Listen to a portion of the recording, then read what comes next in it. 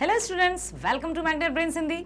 मैं लाली वर्मा आप सभी विद्यार्थियों का मैग्नेट ब्रेन्स हिंदी में बहुत बहुत स्वागत करती हूँ। स्वागत करने के साथ साथ यह आशा भी करती हूँ कि आप सभी स्वस्थ होंगे, खुश होंगे, प्रसन्न होंगे और अपने सभी कार्यों को भली भांति कर रहे होंगे। साथ ही साथ अपने आप का ध्यान भी रख रहे होंगे, जैसा कि मैं हमेशा कहती हूँ, और साथ ही साथ वीडियो देख रहे होंगे। अच्छा, एक बात बताओ, पूछूं, उत्तर देना कि जो भी आप पढ़ते हो, जैसे गद्य खंड हमारा कंप्लीट हो चुका है, काव्य खंड का हमने पार्ट 6 मतलब कविताएं में भी 12 में से 6 कंप्लीट कर ली हैं और हम 7वां भी स्टार्ट कर चुके हैं।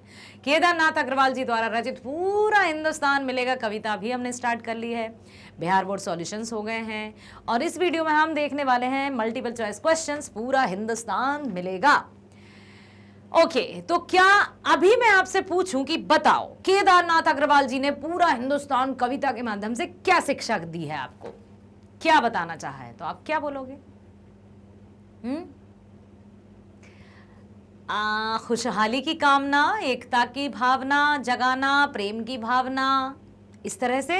यदि इस तरह के भाव भी आपके मन में है, जैसे चैप्टर का नाम सुनते ही या कविता का टाइटल सुनते ही आपको उससे रिलेटेड बातें याद हैं, इट मीन्स कि यस, आपने बहुत अच्छे से सुना है। ऐसा ना हो कि कोई भी चैप्टर का नाम लो और सब क्वेश्चन मार्क ही हैं, ये कौन सा चैप्टर है, क्या है इसमें, ऐसा नहीं होना चाहिए। यदि कुछ भी याद है, इससे पहले हमने क्या पढ़ा था, बोलो बोलो जल्दी बोलो, किसको याद है क्या पढ़ा था इससे पहले हमने? याद है किसी को? पूरा हिंदुस्तान मिलेगा से जस्ट पहले हमने कौन सी पोएम पढ़ी थी, बोलो। अच्छा, उससे पहले कौन सी पोएम पढ़ी थी? अच्छा, पहला कविता में पहला जो पार्ट है वो किसका था? पद था, ठीक है। और किसके पद हमने पढ़े? गुरु गोविंद सिंह के पद पढ़े, वेरी गुड। और हमने क्या पढ़ा? ये थोड़ा सा आप रिकॉल कर लिया करो कि काव्य खंड में हमने कितने चैप्टर्स पढ़े, किस किस के पढ़े। आप सीरियल वाइज नहीं है तो कोई बात नहीं, बस इतना पता होना चाहिए कि हाँ, हम ये पढ़ चुके हैं और इसमें ये है। कोई आंख बंद कर रहे हो ना आप, तब भी पूछ ले कि क्यों भाई इसमें क्या दिया था, तो आप कह दोगे पूरा हिंदुस्तान मिलेगा। इसमें भाई कवि ने आज़ादी के टाइम का वर्णन किया है कि किस तरह से हम आज़ाद भारत में रहेंगे और हमें मिलजुल कर रहना चाहिए। इतना भी आपको याद है, इट मीन्स कि आपने बहुत अच्छे से बुद्धि से सुना है और समझा है। इसी आशा के साथ चलिए शुरू करते हैं ये वीडियो। करेंगे हम पूरा हिंदुस्तान मिलेगा के मल्टीपल चॉइस क्वेश्चंस, वस्तुनिष्ठ प्रश्न, जो कि हर परीक्षा में बहुत अहम भूमिका निभाते हैं। चलिए चलते हैं। आपको पता है, प्रश्न पढ़ूंगी मैं, विकल्प आपके सामने हैं, उत्तर देंगे आप। कविता में कवि ने किसके मान सम्मान मिलने की बात कही है? किसको मान सम्मान मिले? विदेशियों को, भारतीयों को, लेखक को या प्रकृति को? तो कवि ने यहां पर भारतीयों के मान सम्मान की। वेरी गुड, इतना याद है, बहुत बढ़िया, रियली उत्तम, अति उत्तम। अगले प्रश्न की ओर चलते हैं। मैं कहता हूं फिर कहता हूं पंक्ति में कवि के किस भाव की अभिव्यक्ति हुई है? मैं कहता हूं फिर कहता हूं, पूर्ण विश्वास, दुख, सुख या प्रकृति? मैं कहता हूं फिर कहता हूं, पूरा हिंदुस्तान मिलेगा, इसमें कवि का कौन सा भाव प्रकट हुआ है? पूर्ण विश्वास, सुख, दुख या प्रकृति? यस, पूर्ण विश्वास। यस, पूर्ण विश्वास है कि यही सही है। Good, well done. Agarwal ji गुलाम भारत में रहकर कौन से भारत के सपने देखते थे? अग्रवाल जी गुलाम भारत में तो थे और उसी टाइम उन्होंने ये रचना भी की, लेकिन कौन से भारत के सपने देखते थे वे? गुलाम भारत, आजाद भारत, ब्रिटिश भारत या पुराने भारत? तो यहां पर आजाद भारत ही उत्तर होगा और ये हम तुरंत उत्तर बता सकते हैं क्योंकि हमने कविता पढ़ी है और कविता पढ़ने के साथ साथ हमने बहुत अच्छे से सुना और समझा है। पूरा हिंदुस्तान मिलेगा, कविता के कवि कौन है? कहेंगे मैडम ऑप्शंस भी नहीं देखेंगे और हम उत्तर देंगे कवि केदारनाथ अग्रवाल। बहुत बढ़िया, वेल डन। चलो आगे चलते हैं। केदारनाथ अग्रवाल किस धारा के कवि हैं? हाँ, ये बताओ जरा, इसको कौन बताएगा? फिर देखती हूँ मैं नहीं बताऊंगी आंसर। केदारनाथ अग्रवाल किस धारा के? यहां पर देख लो पहले, पूंजीवादी धारा, साम्यवादी धारा, गांधीवादी धारा या प्रगतिवादी धारा? अब हो गई हूं मैं चुप बिल्कुल। आप बताओ केदारनाथ अग्रवाल जी किस धारा के कवि हैं? पूंजीवादी, साम्यवादी, गांधीवादी या प्रगतिवादी? जो भी इसका उत्तर देगा अपना नाम जरूर लिख देना। प्रगतिवादी, वाओ क्या बात है, बहुत बढ़िया। विद्या की खेती का क्या आशय है या क्या अभिप्राय है? विद्या की खेती, ज्ञान प्रसार, ज्ञान अर्जन, अर्जन मतलब समझते हो प्राप्त करना, तो ज्ञान प्रसार मतलब ज्ञान का दूर दूर तक प्रचार प्रसार करना, ज्ञान अर्जन मतलब ज्ञान प्राप्त करना, ज्ञान प्राप्ति या ज्ञान की गरिमा। तो यहां पर विद्या की खेती किसके लिए हुआ होगा? ज्ञान प्रसार के लिए। बहुत बढ़िया, रियली ऑसम। जियो जी भर के। चलो आगे चलते हैं। पूरा हिंदुस्तान मिलेगा किस भावना की कविता है? भक्ति भावना, राष्ट्रीय भावना, करुणा की भावना या दया की भावना? पूरा हिंदुस्तान मिलेगा कविता, हाँ, राष्ट्रीय भावना। ओ वाह, वेरी गुड, रियली। ताली बजाओ अपने लिए, अपनी पीठ थपथपाओ। गीतों की खेती का क्या अर्थ है? देखो, फूलों की खेती की थी कवि ने, याद है? फूलों की खेती की थी, गीतों की खेती की थी, विद्या की खेती की थी। अब यहां पर आया गीतों की खेती का अर्थ क्या था? फूलों की खेती का अर्थ था और गीतों की खेती का अर्थ यहां पर है सुख, आनंद, दुख या भाव। आनंद, वाह क्या बात है। आजाद हिंदुस्तान में आजाद हिंदुस्तान में मान मिल जाने के बाद हम कौन सी खेती कर पाएंगे? मान सम्मान मिल जाने के बाद हम कौन सी खेती कर पाएंगे? खाद्यान्न फसलों की खेती, गीतों की खेती, कांटों की खेती या कीटों की खेती? कविता के अनुसार आपको बताना है कि आजाद हिंदुस्तान में जब मान मिल जाएगा, मान मतलब सम्मान, तो उसके बाद कौन सी खेती करेंगे? गीतों की। वाओ, बहुत बढ़िया, वेरी गुड। इसी तरह से आपको जवाब देते रहना है। आगे चलते हैं। आजाद हिंदुस्तान में दीप बुझे आंखों को क्या मिलेगा? जो आंखों के दीप बुझ गए हैं उनको क्या मिलेगा? ज्ञान का प्रकाश, शान और मान का प्रकाश, धन दौलत के सुख का प्रकाश, करुण और प्रेम का प्रकाश, ज्ञान का प्रकाश। हम आजाद हिंदुस्तान में कैसा नर्तन कर पाएंगे? किसकी तरह नृत्य कर पाएंगे? परियों सा, मोरों सा, फूलों सा या अप्सराओं सा? तो कविता के अनुसार हम मोरों की तरह नृत्य कर पाएंगे। यस, बहुत बढ़िया। केदारनाथ अग्रवाल जी का जन्म कहां हुआ? कहां हुआ? स्थान बताओ। झारखंड, उड़ीसा, उत्तर प्रदेश या असम? झारखंड, उड़ीसा, उत्तर प्रदेश या असम? उत्तर प्रदेश पक्का? चलो ठीक है भाई, वेरी गुड। अब बताना है कि केदारनाथ अग्रवाल जी का जन्म कब हुआ? बताओ। 1901, 1911, 1912, 1945?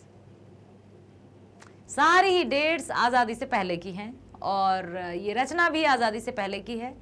अब आप बताइए कि उनका जन्म 1901 में हुआ था या 1911 में, 1912 में या 1945 में? किसको याद है? 1911 बिल्कुल सही। मृत्यु हो सकता है, मृत्यु का भी प्रश्न हो, चलो अभी नहीं बताती हूं। अग्रवाल जी की शिक्षा कहां हुई थी? आगरा, इलाहाबाद, दोनों या इनमें से कोई नहीं? अग्रवाल जी की शिक्षा हुई थी दोनों में, आगरा और इलाहाबाद। अग्रवाल जी का जन्म बांदा जिले के कौन से गांव में हुआ था? उत्तर प्रदेश के बांदा जिले के कौन से गांव में? उत्तर प्रदेश में हुआ। जिला कौन सा था? बांदा। बांदा जिले का गांव कौन सा था? कमासिन, बसंतपुर, वीरपुर या गुनरी? कवि केदारनाथ अग्रवाल जी का जन्म उत्तर प्रदेश के बांदा जिले के कमासिन गांव में हुआ था। यस, वेरी गुड, बहुत बढ़िया। आगे, अग्रवाल जी का निधन। निधन मतलब समझते हो ना? निधन का अर्थ होता है मृत्यु। ठीक, तो केदारनाथ अग्रवाल जी का निधन कब हुआ? 2014 में, 2005 में, 2000 में या 2016 में? याद है हमने चर्चा की थी कि जन्म हुआ सन 1911 में। लगभग वो 89 वर्ष जिए। ऐसा 1911, 10, एक और हटा दो, 89। ओके, तो 2000 में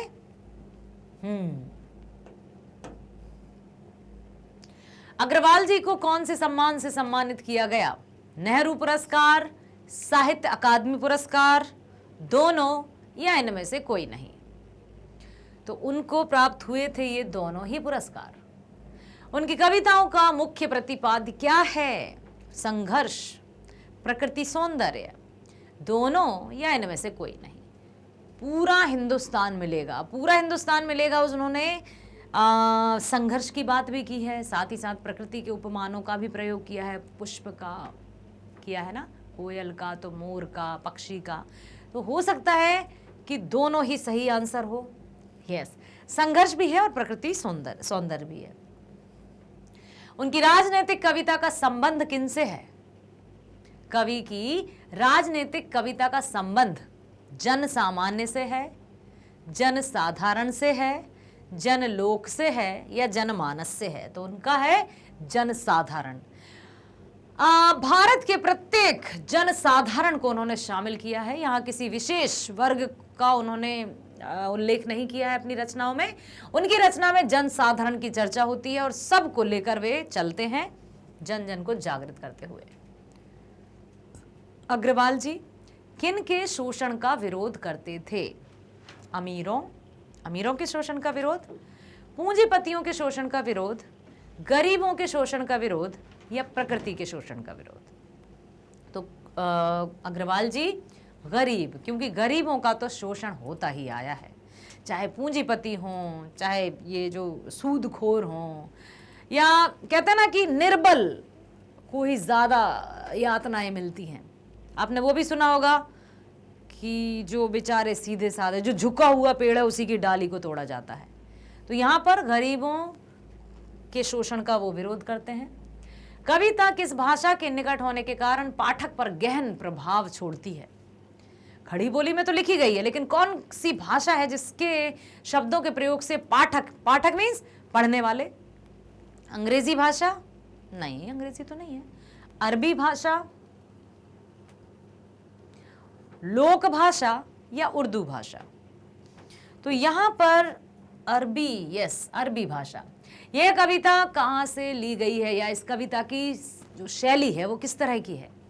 बार बार हमने चर्चा की थी, संबोधन शैली, प्रगति शैली, लोक शैली या कर्म शैली। तो बात की जाती है यहां पर संबोधन शैली, क्योंकि कवि ने यहां जन साधारण को संबोधित करते हुए ये कविता लिखी थी। ठीक है, इस कविता के माध्यम से कवि किसमें आशा और स्फूर्ति जगाना चाहते हैं?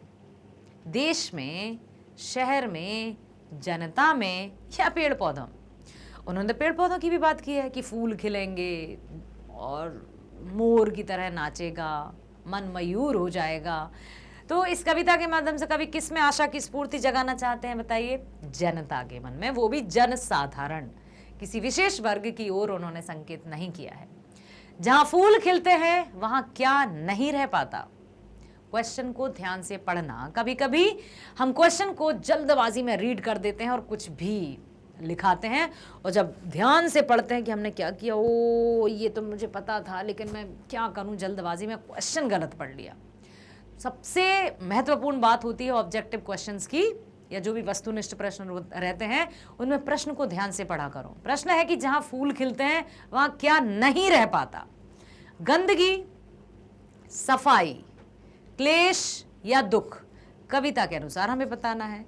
तो कवि ने बार बार कहा था कि वहां क्लेश या दुख, मतलब फूल किसका प्रतीक थे, खुशियों का। तो जहां खुशी होगी वहां दुख नहीं रहेगा। पूरा हिंदुस्तान मिलेगा कविता किस भावना से जुड़ी है, अंतर्राष्ट्रीय, भौतिक, राष्ट्रीय या मार्मिक। अंतर्राष्ट्रीय मीन्स इंटरनेशनल, भौतिक मीन्स फिजिकल, राष्ट्रीय मीन्स हमारे देश से, और मार्मिक मीन्स सिर्फ मन से। तो ये कविता किससे जुड़ी हुई है, ये बार बार बताया था कवि ने कि कविता इसके साथ इससे जुड़ी हुई है। तो किससे जुड़ी हुई है, कविता जुड़ी हुई है राष्ट्रीय भावना से। ठीक। विद्या की खेती करने पर किसकी फसल होती है, विज्ञान की, ज्ञान की, किसान की या वैज्ञानिक की। विद्या की खेती करने से होती है ज्ञान की फसल। जब हम अच्छा बीज बोएंगे तो उसकी फसल भी अच्छी ही होगी ना। ऐसा नहीं है कि बोया पेड़ बबूल का तो आम कहाँ से होए, जैसी करनी वैसी भरनी, जो हम करेंगे वही हमें प्राप्त होगा। तो हमें अपने कर्म पर विशेष ध्यान रहना है, और साथ ही साथ वो याद रखिएगा, जैसा अभी मैंने बताया था ना कि पूत कपूत तो का धन संचय, पूत सपूत तो का धन संचय। अपने आप पर भरोसा रखिए, अपने बाहुबल पर भरोसा रखो, आत्मविश्वास रखो, कोई भी कार्य असंभव नहीं है। प्रत्येक कार्य में आप सफलता प्राप्त कर सकते हो, बशर्ते कि वो पूरी जिद से किया जाए, पूरी समझदारी से किया जाए, पूरे समर्पण भाव के साथ किया जाए। क्लियर? बहुत बढ़िया। आशा है आप सभी ने बहुत ध्यान से सभी प्रश्नों को सुना है, और सभी जो प्रश्नों के उत्तर थे उनको भी ध्यान में रखिएगा। मैं आपसे कई तरह के प्रश्न इसी तरह से पूछती रहूंगी, उत्तर कमेंट बॉक्स में ज़रूर दीजिएगा। मैग्नेट ब्रेन्स इसी तरह से आपके साथ हमेशा जुड़ा रहना चाहता है। इसके लिए आपको क्या करना होगा, अधिक से अधिक वीडियोस देखने होंगे, लिंक शेयर करनी होगी, शेयर करने होंगे, कमेंट्स करने होंगे, लाइक करने होंगे, और आपके जो भी फ्रेंड्स हैं, परिचित, उनको सबको लिंक शेयर कीजिए। आपको पता है ना, Magnet Brains 100% free online education provide करता है, इंग्लिश मीडियम और हिंदी मीडियम, दोनों medium. English medium kindergarten to class 12, Hindi medium कक्षा 7वीं से 12वीं तक की ऑनलाइन स्कूल एजुकेशन फ्री, बिल्कुल फ्री। साथ ही साथ सभी प्रकार की प्रतियोगी परीक्षाओं की वीडियोस भी आप देख सकते हैं 100% फ्री। अधिक जानकारी अपने आप को अपडेटेड रखने के लिए फेसबुक पर जाइए, ट्विटर पर जाइए, इंस्टा पर जाइए, बहुत लेटेस्ट जानकारी आपको प्राप्त होगी। बने रहिए हमारे साथ, मिलते हैं नेक्स्ट वीडियो में। स्वस्थ रहिए, खुश रहिए, bye bye, thank you so much.